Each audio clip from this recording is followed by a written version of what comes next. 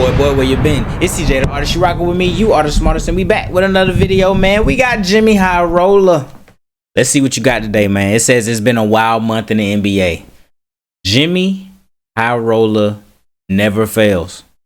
He always delivers. Like, comment, subscribe, all that good stuff. Let's get straight into it. By the way, before we get straight into it, the last video where it said that the Thunder is embarrassing the NBA, I know a lot of people was in my comments basically saying, well, you just a hater because what I'm saying. What I was saying was about how they were getting fouls and how they were able to play harder defense than a whole bunch of other teams. They totally skipped where I said that the Thunder was doing all of this, being great right now, basically not losing a dang team. I mean, a game. And Jalen hadn't even played yet. J-Dub ain't even played yet. Then I also said they about to repeat. They totally missed that part. They don't care, but they don't care. They just heard this. They gonna go, oh, he a hater. Like, come on, man. Watch the whole video. Anyway, let's get straight into it.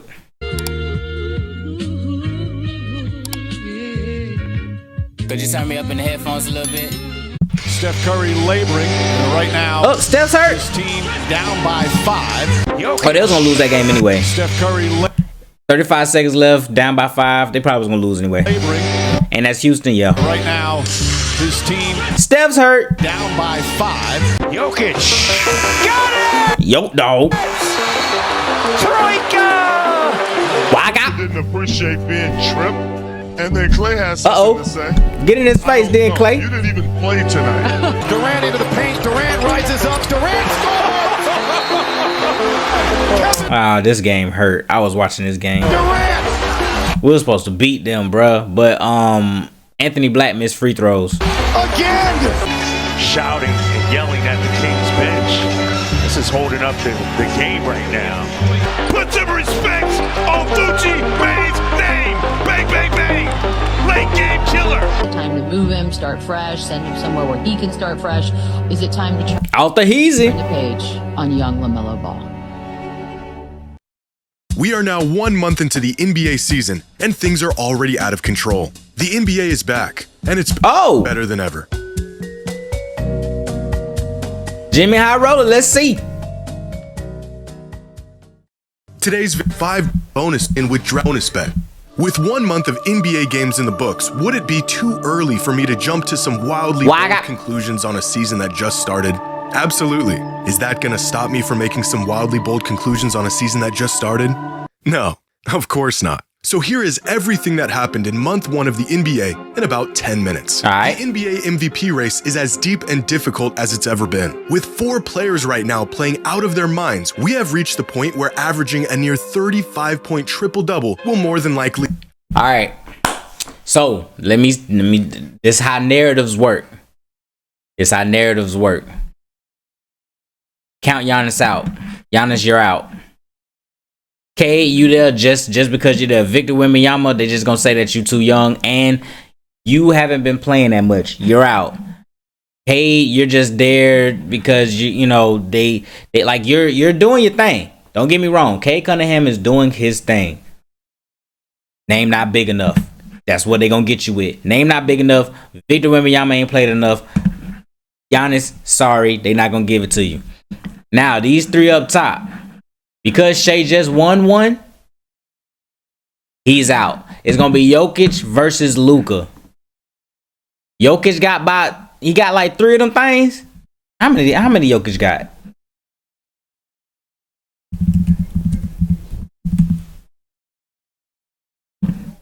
He got 3. So I was right.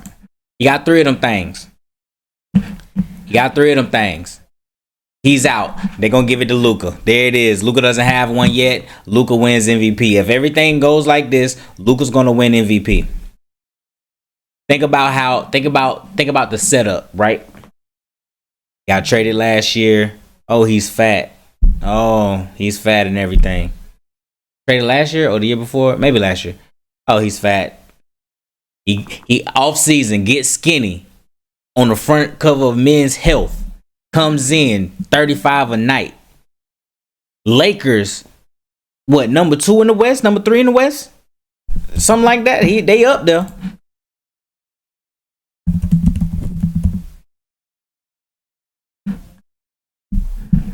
Number 2 in the West. Number 2 in the West. And thank you. Is he at the top? No, he's not at the top. This man is averaging a triple double. They don't care about that. It's narrative based, y'all. If it was hoop based, Nikola Jokic would have won it. He would have 4 of them, probably even 5 of them right now. He would have won last year over Shea. He would have won that year over Embiid. I'm just saying that's how it works. So Jokic versus Luka. Luka wins over Jokic because Jokic already got 3. Shea, you're out because they just not gonna like your playing style, and plus y'all about to win. You about to win NBA Finals MVP. Giannis, they just tired of you. Cade, your name ain't big enough. You in Detroit, they don't. That's how that goes. Victor Wembanyama, you ain't played enough. I'm telling you. I know y'all probably gonna get me in the comments for saying it, but I'm telling you, this is how it's gonna be, bro. Not deem you the most valuable player in the league. Instead, you may just need the greatest individual season in the history of basketball to be in the running. But me personally, this man up here, Jokic, averaging a triple double. Let me make sure that I say that I was telling you who's going to win it, narrative based. But me, Jokic, triple double every night from the center position is wild. Oh, he ain't got no defense. Listen, they don't give a damn about that no more. They got a defensive award out there, okay? It's called Defensive Player of the Year. And he not trying to get that. Even then, nothing is guaranteed. If there was ever a time to have a co-MVP in the NBA, right about now seems appropriate. That's of course if injuries don't get in the way. After rolling out their new gonna be out because of that minimum rule a few seasons ago, the NBA was hopeful that players around the league, specifically the stars, would be motivated to play more games and load management around the league would slow down a bit. Their plan has not worked. As of right now, there are 123 players either ruled out or day-to-day across the NBA. That's over a quarter of the league's sideline after just 1 month of basketball. Dang!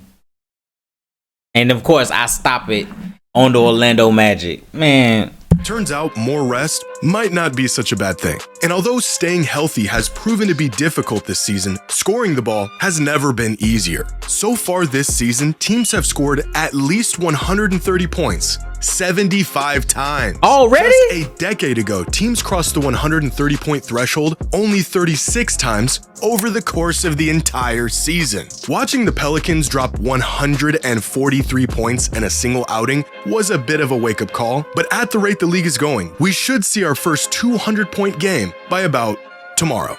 In other news, the fate of the... If somebody scores 200 points in a regular season, I need basketball as a whole to take a week off.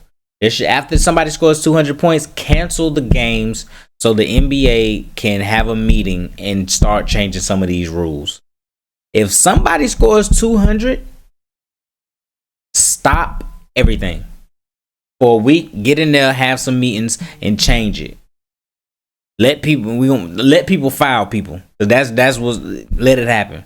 We got to change some rules if somebody scores 200 points, bruh. The entire NBA rests in the hands of a 36-year-old on the Clippers. Thanks to the Paul George trade that happened over 6 years ago, the Thunder own the Clippers' unprotected first-round pick, a potential lottery pick in the 2026 draft. The worst And this is what ruined the NBA. This ruined the NBA because the Thunder finna win again. Thunder about to win again off this trade right here. Clippers do, the more devastating the pick becomes. The only thing... Look, they got a first round pick of 2026. Stopping the Thunder from getting the pick of the litter in a draft advertised as the best class in years and swallowing the NBA whole in their reign of terror is a geriatric James Harden's ability to carry a piss-poor Clippers team. If giving up a future MVP and sparking a potential dynasty wasn't bad enough, being the sole cause of Warriors 2.0 is the icing on the cake. And in the most twisted way imaginable, James Harden is the villain who lived long enough to become the hero. Now, one of the more fun he could say the NBA if he get the Clippers into the playoffs or something. and exciting developments so far this season are the Detroit Pistons, who have won as many games through their first 16 matchups this season as they did in the entire season just 2 years ago. One of the most absurd turnarounds the NBA has ever seen, propelled by circa 2000 Kobe and Shaq. Just 2 seasons ago, the Pistons were a Cade Cunningham injury away from being the worst team ever. Fast forward to today, and Detroit has gotten out to the best start in the organization's history, and they are now real contenders to win the East and fight for a title this year. A sentence I never thought would come out of my mouth. Meanwhile, on the other end of the spectrum, the Indiana Pacers are, not doing very good.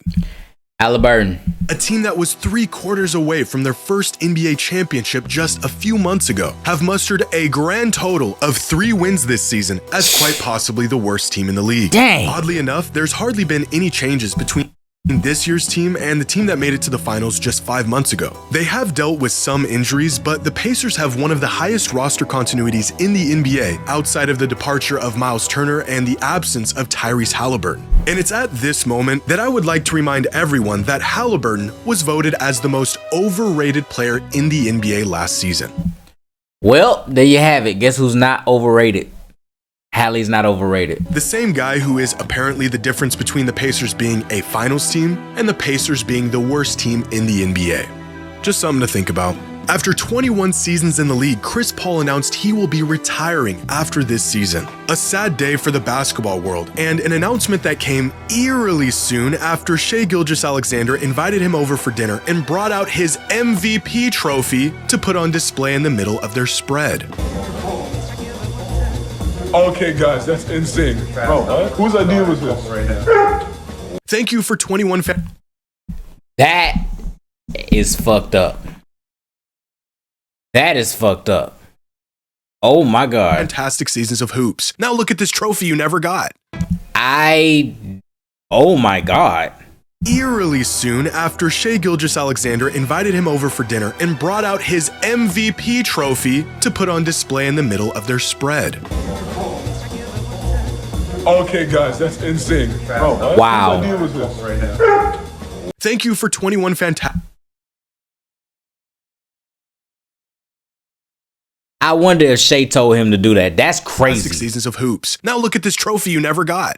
After a quarter of the season, we have now seen a decent sample size of how the Denver-Brooklyn trade has turned out. And it looks like Michael the Play-Ins here Porter Jr. has found a home with the Nets where he can truly let it fly whenever he wants. He's averaging career numbers across the board, and many fans have came to the conclusion that the Nets won this trade. In which case, I guess the Nuggets will just have to settle for the 3rd best record in the league as legitimate title contenders. Out in Dallas, Nico Harrison was fired just 8 months after the event that shall not be mentioned. And as bad as the immediate aftermath was, the effects of Nico and his shenanigans will linger on long after his departure. The Mavericks have been one of the worst teams in the league this year, ranked 23rd on power rankings with a 5-14 record. Their best players sidelined indefinitely, and they are now, you ready for this?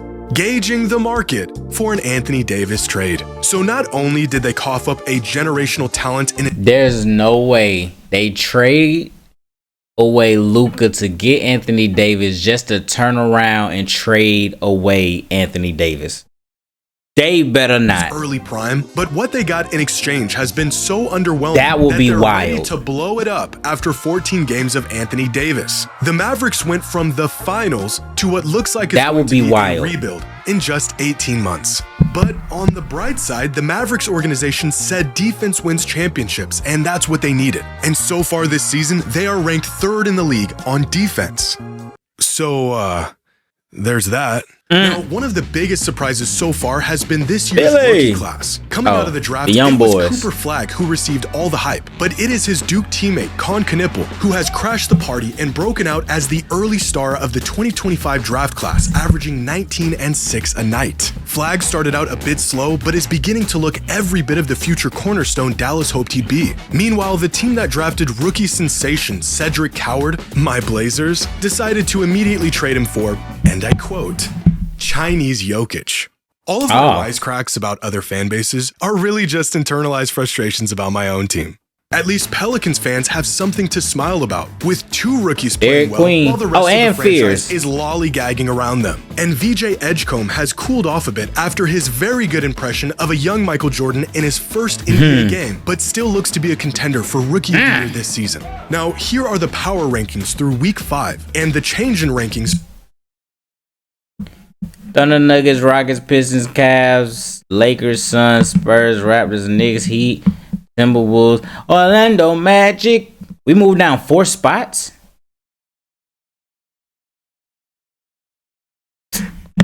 Fuck y'all, bro. From the preseason, the Thunder and Nuggets sit comfortably at the top as the 2 best teams in the league, with the Rockets, Pistons, and Cavaliers trailing them as title contenders. The Phoenix Suns have rocketed up the rankings from near the bottom of the NBA at 25 in the preseason, all the way up to 7th in the most recent power ranking. The Raptors' 8-game win streak jumped them up into the top 10, and the complete reinvention of the Heat's offense has propelled them up 10 spots in just the first month of the season. On the other end of the spectrum are the Clippers, who have fallen from the 6th spot all the way to 21, as the basketball world clings on to the hope that they will turn it around. The Grizzlies have fallen 6 spots as Ja Morant continues to be fine in the West. The Mavericks are still learning the value of Luka Doncic, and the Wizards, well, they're the Wizards. And finally, here are our criminally early NBA season awards, which I really shouldn't do, but I'm going to. No one can stop me. Based off of the first month of the season, here are the all-NBA teams so far. First team is Maxey, Luka, Giannis, Jokic, and Shea. I like it. Second team is Harden, Wemby, Steph, Cade, and Mitchell. I like it. And third team is Markkanen, Randall, Şengün, Jalen Johnson, and Jalen Duren. Oh, wow. Jalen Duren. Shout out Jalen Duren.